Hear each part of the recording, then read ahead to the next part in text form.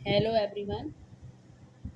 आज की स्टोरी का नाम है शरीर के देवता का चमत्कार।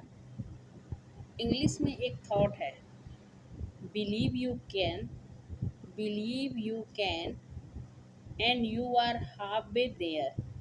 यदि आपने ठान लिया तो आपकी आधी जीत हो गई। कोई भी काम अगर ईमानदारी से करते हैं तो हमें फेमस होने में, ख्यातिवान होने में, ऋषि बनने में, या यूँ कहिए कि भगवान बनने से भी कोई नहीं रोक सकता है, अगर कोई काम हम ईमानदारी से करें तो।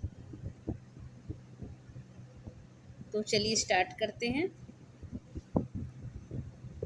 एक कहार 70 वर्ष की उम्र का था। अनेक देशों से आए फिलोसफरों की एक सभा थी। वह कहार खाना पकाता था और बर्तन साफ करता था।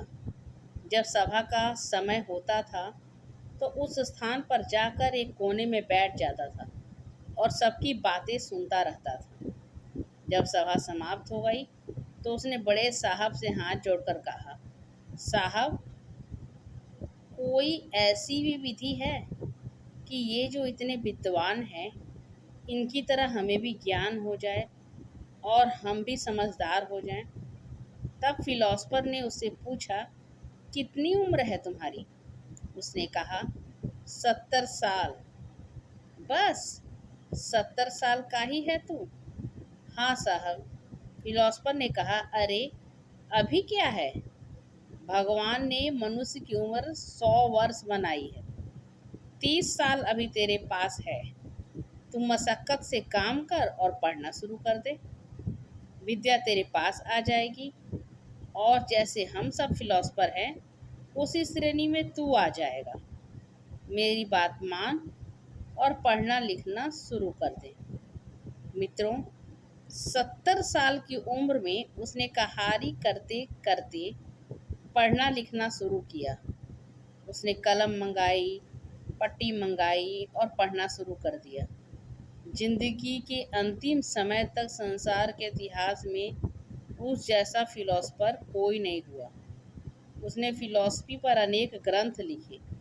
वह न केवल अपने देश का परंतु सारी दुनिया का सबसे बड़ा फिलोसफर बना।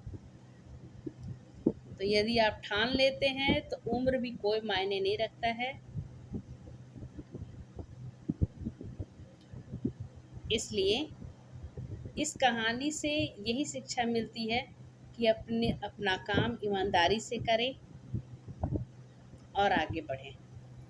यदि आपको ये स्टोरी अच्छी लगी तो आप चैनल को लाइक और सब्सक्राइब ज़रूर करें।